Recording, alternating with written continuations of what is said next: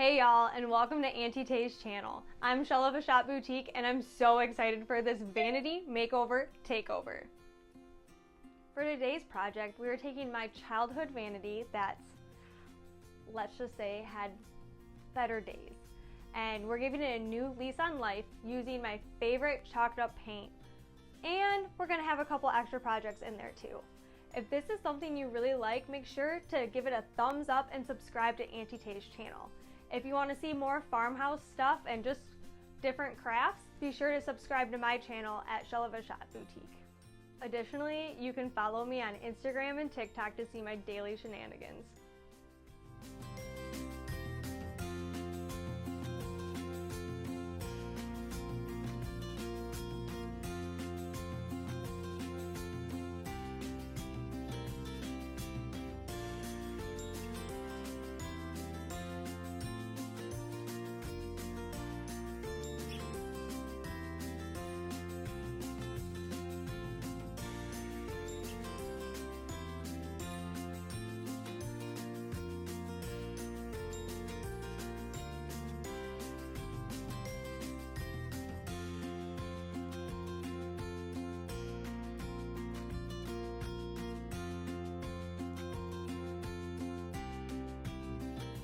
Welcome to my basement, where we're going to start with the first step to this project, which is going to be prepping. This has seen years of grime and abuse from my childhood, and it's just going to be a lot easier to paint it if we sand it and clean it up. So let's get started with that, but please take note that I changed into new clothes because it's about to get messy. And remember, safety first. As you can see, we taped off and covered the mirrors so that they wouldn't get damaged while we were sanding them, and they wouldn't get paint on them when we were painting. Normally when I'm using chalked up paint, I'm not too worried about sanding and prepping the wood, but you could see in the before videos that it was peeling and the varnish on it was stained, and I just really wanted it to all stick on really well when it came time to painting. You'll see that I used a couple different tools to help remove the layer of wood that was on there, and that was just a handheld sander and a 5-in-1 tool. I tried to sand with the grain as much as possible while still trying to get all of those little nooks and crannies. I removed the drawer to make it a little bit easier to sand around those edges because it didn't quite fit in there perfectly, and then we ran into a different problem. So I almost knocked over the whole vanity and smashed the mirrors, so we decided just to remove the back part because it was a little bit top heavy with the mirrors on the back and the drawer out of it. From there, I just kept sanding and sanding and sanding. It felt like it took forever, but it really was worth it in the end. Once I got done with the main part of the vanity, then I moved on to the bench, which that was in really bad shape. The top part was completely bubbling up along with the bottom part. So, as you can see, I struggled with that for a little while. It seemed like I could only get small little pieces. The 5-in-1 tool didn't really seem to help. The putty knife didn't really seem to help either. When the person made this, he did a really good job at gluing down certain parts, but not quite everything. I actually found out that that bottom lip piece was built in to the bench, and it was easiest for me to get a utility knife and cut along it and then take pliers to have a straight line underneath. And then I asked my awesome hubby if he would lend a helping hand, and he held onto the bench while I hammered the putty knife along the top, and that seemed to really help.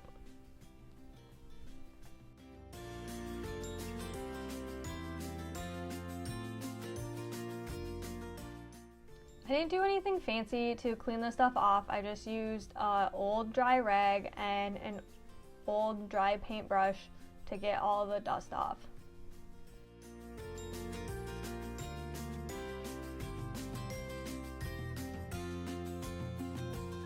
Now, after 500 million hours of sanding, cleaning, and getting this surface all prepped, it is time for step 2, which is painting. So we're using the Auntie chalked up paint in Blanco. The reason I'm using just a plain white is 1, I love farmhouse, and 2, this is a sentimental piece, so I'm trying to keep it more neutral so over the decades it lasts and fits in with whatever decor I decide to go with. Chalked up paint will settle over time, so make sure you give it a good shake before you get started, and if it's still a little bit too thick, then just add a little bit of water. I prefer to use foam brushes, so that's what I'm using in this project. Let's get started. So I got my Auntie chalked up paint, and since it's a big surface, I'm just gonna dump it out and spread it all over and paint the top. So this particular jar was a lot thicker than most of my chalked up paint is, and I just ended up adding a little bit more water to it. You really want to try to get thin coats. It just seems to go on a lot better, and it's going to last a really long time if you do it that way. And so all I really did was paint it. I tried to go with the grain as much as possible, but until the very end, it's not super critical to have multiple strokes in the paint. Once I get the whole surface covered, I like to do long strokes in the direction of the wood grain. And you gotta be pretty quick about it because this paint dries super fast.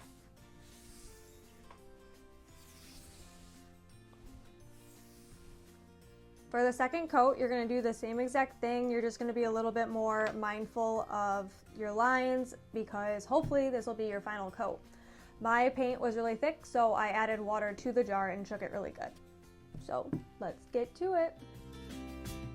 I used the same technique that I did for the first coat and just smeared it all over it the best I could and worried about my lines at the very end.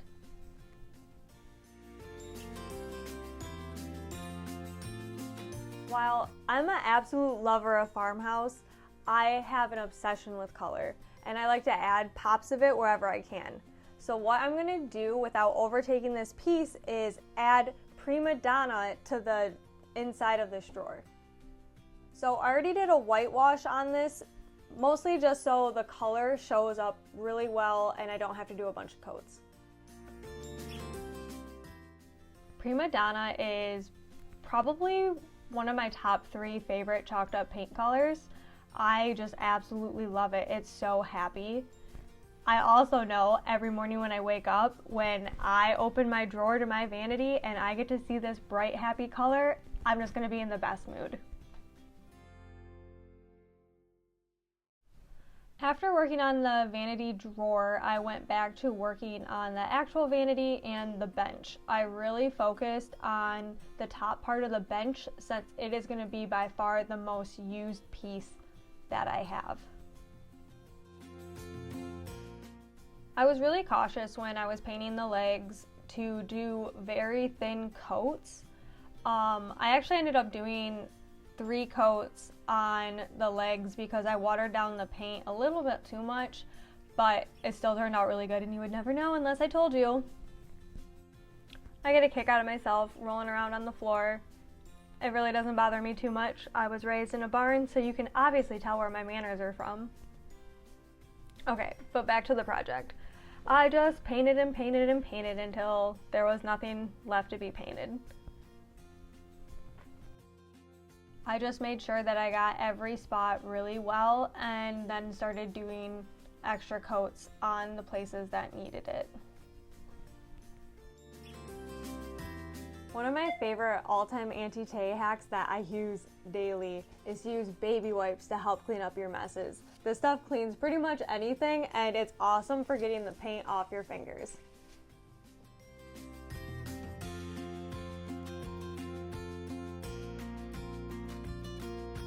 Hey guys, I needed a break from painting. it was just a lot of painting. And I wanted to do one of my favorite things, which is blinging. So I have this old makeup mirror of mine, and I'm a little bit of a rhinestone cowgirl, so I definitely think I needed a little extra flair. So let's get working on blinging this.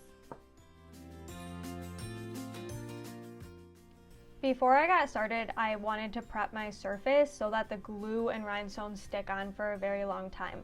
What I do is just take a little bit of alcohol and some coffee filters, because that way they won't leave any fuzzies behind, and give it a good wipe down. I'm using the Auntie Mega Mix of Ice Queen. I absolutely love this, and it matches my mirror perfectly, along with the Auntie Bling Tool. And then the glue that I'm using is Liquid Fusion. This is my favorite go-to blinging glue, and you can just get it on Amazon. This glue is a little bit liquidy compared to E6000, so when I'm working on a curved surface, I like to start at the bottom and work my way up, because it does dry pretty quick, so they stop sliding after a couple seconds. I work in small sections so that the glue doesn't dry out before I get to it, and I just continue this process until I'm finished. Here she is in all of her glory. I absolutely love her, and we'll get to see her again at the end, so do not worry.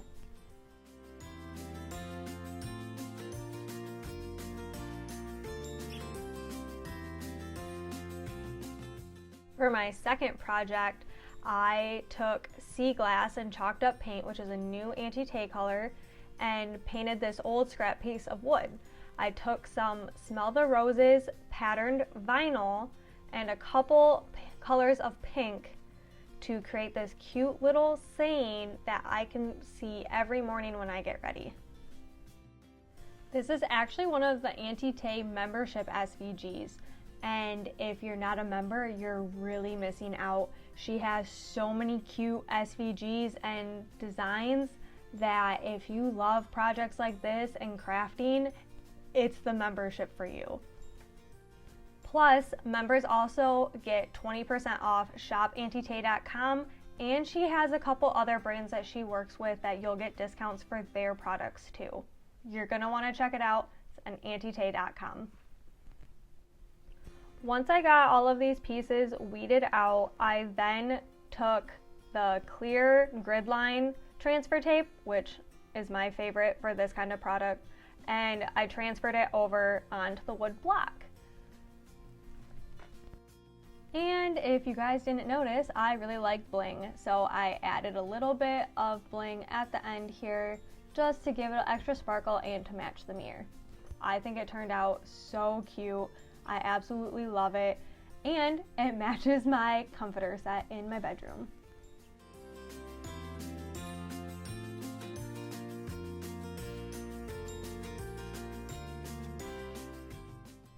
Now it's time to finally get to the last little details of this vanity. I removed all the tape from the mirrors, gave it a quick wash down off camera, and then added these vinyl accents. If you guessed it, these are also Auntie membership SVGs. And I did use permanent vinyl, but you can just use indoor vinyl. We are down to the last details, and I took that same pattern that I used in vinyl up on the mirrors, and I'm using it down on the bench. I use the Auntie stencil vinyl to cut these out because I plan on painting them, and then I prefer to use the masking tape, transfer tape, for this particular part. I just think you get a little bit less bubbles when you're transferring the film over to the bench. A really good trick is to smooth it all down really, really well, and then fold the transfer tape on itself to get it to stick to the project you want. And then I like to say massage all the bubbles out, because bubbles will create bleeding in your project. I am already on to painting, and I'm using a sponge brush again. but I am dabbing instead of using long strokes like I was before. The dabbing helps the paint from leaking under, and using the same color as the bench prevents any bleeding when you do the next layer. Now I'm using the chalked up paint in Onyx. This is a gorgeous, gorgeous black color. I absolutely love it. I use it on everything. And just like Blanco, I'm going to do the same thing with Onyx. I'm going to dab in small little areas with not a lot of paint. If you do a lot of paint, it's going to seep under anyways. So doing more thin layers is better than gooping it all on top, I promise. Be on the lookout while you're painting for any bubbles that may have appeared while you were just doing your thing, because it does happen and that can cause a lot of bleeding, and in some cases makes it for a lot more work at the end. So just keep an eye out, but if you did a good job making sure all of them were out in the beginning, you shouldn't have too many problems. Double check some of your areas sometimes to make sure you colored all of it in. I have the bad habit of thinking I painted everything and then peeling the stencil off to find out that I in fact did not have everything painted as well as I wanted to. So the extra time really goes in a long way on this step, and then makes the second coat even easier. Once you have that second coat of Onyx completely done, let it dry a little bit. Not too long. The paint's pretty quick, especially depending on how big your design is, but then go and do a second one when it's dry to the touch. This is actually a good example right now of what is dry and what isn't. On the right side, it has that matte finish, where on the left it's still glossy and looks very wet. The right side is pretty much ready for the second coat, where I'm obviously still painting the left side. The second coat is really a breeze if you get a lot of good coverage on the other two coats. And I do the same thing where I dab up and down, and then I actually do a light brushing motion just so it doesn't have that spongy texture. I like the brush textured for this project. Okay, this is my favorite part. I start with all the small little detail parts in the stencil first, just in case I accidentally slip, I don't scratch the whole surface. We're almost to where it all comes together. My kitty thought she needed to supervise and checked in to make sure I was okay. But look at that. Once you start peeling it, it is so satisfying. Now I'm going to do the same thing on the other side with the small pieces before I take the whole thing off. I do all of this right after the paint dries. I like doing it when it's dry to the touch and I can take it off right away. I don't like leaving it overnight, mostly because I'm impatient, but come on, how cool and cute did this turn out?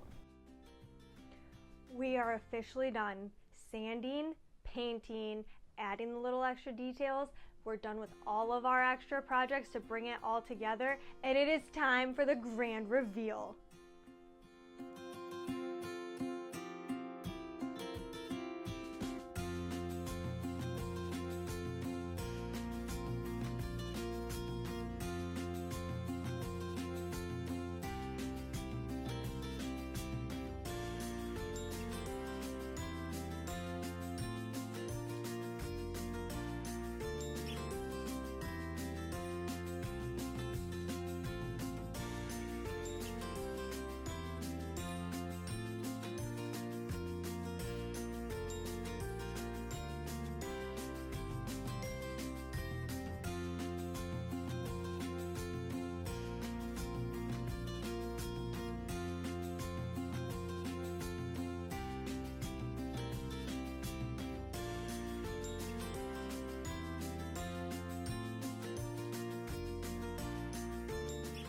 So what did you guys think of the Vanity Makeover Takeover? If you liked it, leave a comment below. Make sure you give it a thumbs up, and if you're not already, subscribe to Auntie Tay's channel.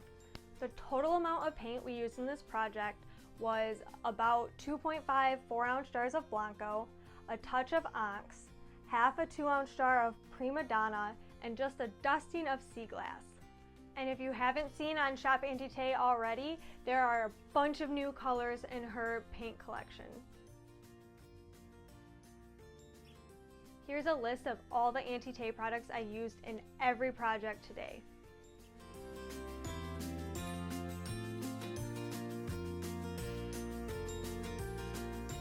Thank you so much for tuning in. I hope you enjoyed it as much as I did. A big shout out to Auntie Tay for having me, and I hope to see you all very soon.